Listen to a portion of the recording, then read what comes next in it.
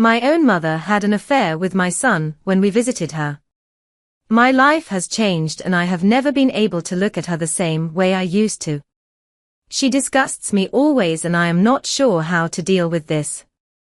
My name is Anna. This is what happened to me. The steering wheel felt slick with a mixture of sweat and apprehension as I navigated the winding road. Ethan, perched beside me, drummed his fingers against the window, his teenage angst radiating through the car like summer heat. We were on our way to visit my mother, Eleanor, in the remote village of Oak Haven. Oak Haven felt like a relic of the past, a world away from the bustling city where we lived. I dreaded the trip. Eleanor, her health fragile, lived alone in the quaint cottage where she'd raised me, her loneliness deepening with each passing year. I worried about her, about the weight of solitude bearing down on her. Ethan, however, seemed surprisingly excited. He'd been captivated by Eleanor's stories of a simpler time, of starlit nights, mischievous sprites, and the ancient oak tree that stood sentinel over the village. He'd even started sketching fantastical creatures, inspired by his grandmother's tales. As we approached Oak Haven, the landscape transformed. Rolling hills gave way to lush green meadows, and the air grew thick with the scent of pine needles and damp earth. The village, a cluster of stone cottages nestled amongst the trees, looked like a scene from a fairy tale. As we pulled up to Eleanor's cottage, a wave of nostalgia washed over me. The familiar scent of honeysuckle filled the air, a bittersweet reminder of childhood summers spent in this idyllic setting. Eleanor, her face a network of wrinkles etched with time, rushed out to greet us, her eyes twinkling with delight. "Ethan! My boy," she exclaimed, enveloping him in a warm embrace. Watching them, a pang of unease pierced through me. There was an intensity in Eleanor's gaze, a longing that seemed almost desperate. It was as if she was trying to devour every inch of Ethan, to absorb his youth and vitality. The first few days of our visit were idyllic. Eleanor, energized by Ethan's presence, seemed to blossom. She spent hours recounting stories of her childhood, her voice filled with a wistful nostalgia. Ethan, captivated by her tales, hung on her every word, his imagination ignited. One evening, as we sat on the porch, sipping lemonade, Ethan, in a burst of youthful exuberance, began to describe a particularly vivid dream he'd had. "I dreamt I could fly," he declared, his eyes wide with excitement. "I soared above the trees, touching the clouds, feeling the wind beneath my wings." Eleanor, her gaze fixed on Ethan, leaned forward, her breath catching in her throat.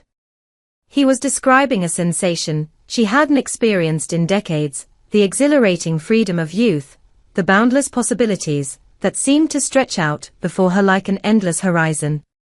Unconsciously, Ethan mimicked the feeling of flight, his arms outstretched, his body swaying gently. He ran a hand through his hair, a gesture that sent a jolt of unexpected pleasure through Eleanor. She found herself staring at his long, lean limbs, at the way the moonlight caught the curve of his jaw. His youth, his vitality, seemed to radiate an intoxicating energy. That night, as I lay awake in the guest room, I couldn't shake off the unsettling feeling that something had shifted between them. The air between Eleanor and Ethan crackled with a tension that had been absent before. The next morning, I noticed a subtle change in Eleanor's demeanor. She seemed more animated. Her eyes held a mischievous glint, a playful spark that I hadn't seen in years. She spent the day showering Ethan with attention, teasing him playfully, her laughter ringing through the house. Ethan, initially hesitant, seemed to be drawn into her orbit. He spent the afternoon exploring the woods with Eleanor, returning late in the evening, his face flushed with an unfamiliar excitement. As I watched them, a chilling realization dawned on me. Eleanor, starved for affection and human connection, was beginning to see Ethan not just as her grandson, but as something more. I tried to dismiss the thought, to convince myself that I was being overly suspicious. But the unease lingered, a persistent shadow that clung to the edges of my happiness. The days that followed were a descent into a surreal, unsettling reality. Eleanor, seemingly intoxicated by Ethan's presence, began to blur the lines between grandmother and something else. Their interactions became increasingly intimate. She would linger over his hand as she helped him with his sketches, her touch lingering a beat too long.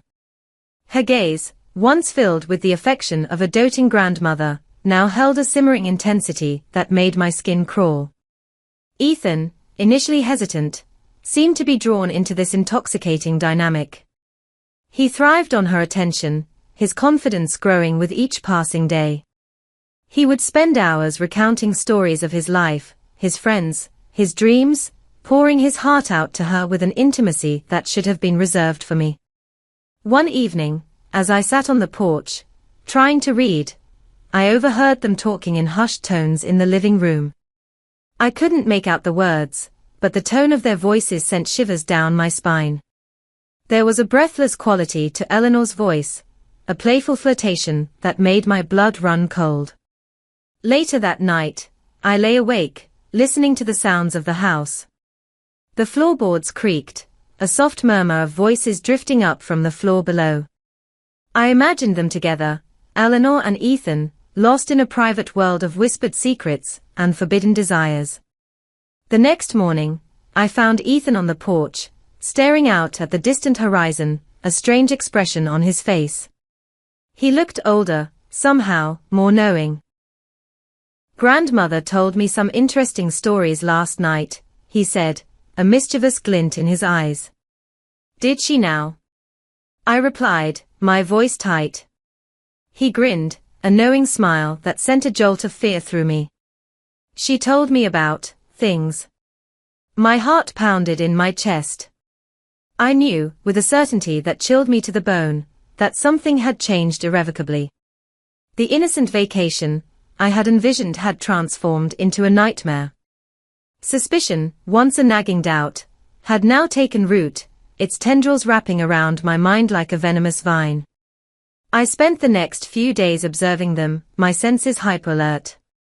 Every shared glance, every hushed conversation, every lingering touch, fueled my growing dread. One evening, I decided to confront them. I waited until late, hoping to catch them off guard. I crept down the hallway, my heart pounding against my ribs like a trapped bird. The living room door was slightly ajar. I paused, my breath catching in my throat. I could hear their voices, low and intimate, intertwined. I pressed my ear against the door, straining to hear their words. At first, I couldn't decipher the meaning. They spoke in hushed tones, their voices laced with a breathless urgency. Then, I heard Eleanor's voice, a husky whisper, "You feel it too, don't you?" Ethan's response was a low groan, a sound that sent a wave of nausea washing over me. I stumbled back, my knees weak. The air in the hallway seemed to thicken, suffocating me. I sank to the floor, my mind reeling. The image of them together, their bodies entwined, their breaths mingling, burned into my retinas. The next morning, I woke up feeling numb, detached from my own body. I avoided Eleanor and Ethan, pretending to be engrossed in a book, my eyes constantly darting towards the living room, anticipating their movements. Later that day, I found Ethan alone on the porch, his face pale and drawn. He looked at me, his eyes filled with a mixture of guilt and defiance. "I'm sorry, Mom," he mumbled, his voice barely audible. "Sorry." I choked out, the word tasting like ashes in my mouth. "Sorry. Is that all you have to say?" He looked away, his gaze fixed on the distant horizon. "I don't know what came over me," he said, his voice cracking. "It just happened." "Happened?" I echoed, my voice trembling with rage. "This wasn't some accident, Ethan. This was a betrayal." He flinched, his eyes wide with fear. "I didn't mean for it to happen. I..." He trailed off, unable to find the words. My anger was a consuming fire, threatening to engulf me. How could he? How could he betray me, his mother, in such a horrific way? And Eleanor, my own mother, the woman who had raised me, how could she have sunk so low? I turned away, unable to bear the sight of him, the weight of his betrayal crushing me. I felt a profound sense of violation, a deep, aching emptiness where my trust in them had once resided. The weight of the betrayal hung heavy in the air, suffocating the joy that had once filled the cottage. I avoided Eleanor, my anger a simmering volcano threatening to erupt. Ethan, withdrawn and sullen, spent most of his time in his room, the silence in the house deafening. Finally, I could bear it no longer. I found Eleanor in the garden, her hands trembling as she pruned a rose bush. "We need to talk," I said, my voice cold and brittle. She looked up, her face pale and drawn. "Anna." Don't," I interrupted, my voice rising. "Don't try to explain. I heard you." The color drained from her face. You heard." "Every word," I confirmed, my voice dripping with contempt. "Every filthy, disgusting word." Eleanor sank to her knees, her hands clasped tightly over her face. "I'm so sorry, Anna," she sobbed. "I don't know what came over me. I was so lonely, so lost, and then he came, Anne." "And what?" I demanded, my voice harsh. "And you forgot you were my mother. You forgot what that word meant." She shook her head, tears streaming down her face. I know. There's no excuse. I'm a monster. You've destroyed our family, Eleanor," I said, my voice trembling with rage. "You've broken my heart." Eleanor looked up at me, her eyes filled with a mixture of despair and longing. "I know, Anna. I'm so sorry. Please, try to understand." I was so desperate. But I couldn't understand.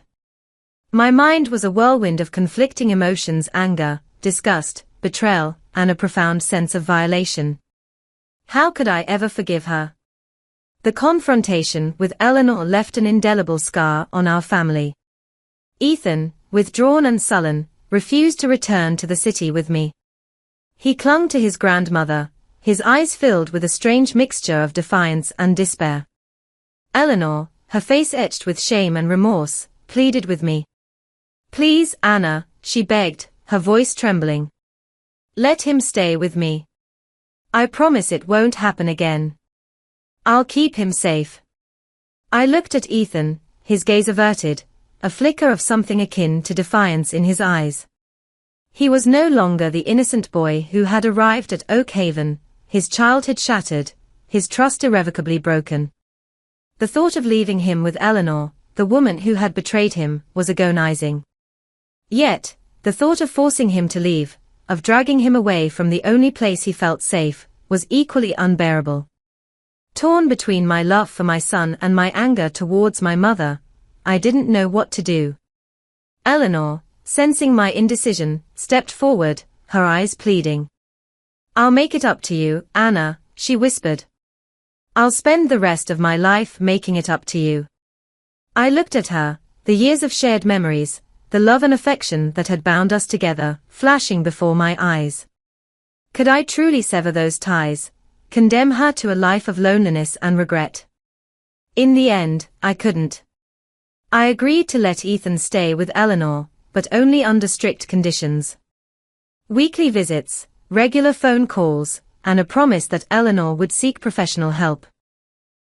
I left Oak Haven that day, the weight of the betrayal heavy on my shoulders. The drive back to the city was a blur of tears and unanswered questions. What had become of my family? How could we ever recover from this shattering betrayal? The future stretched before me, uncertain and bleak. The idyllic image of Oak Haven, once a source of comfort and nostalgia, was now forever tainted, a constant reminder of the darkness that lurked beneath the surface of our seemingly perfect family. If you enjoyed this story, support this channel by subscribing. What do you think I should do in this situation? Please let me know in the comments section. Don't forget to like and share with as many people as you can who may be interested in what has happened to me. I wish you well. See you soon.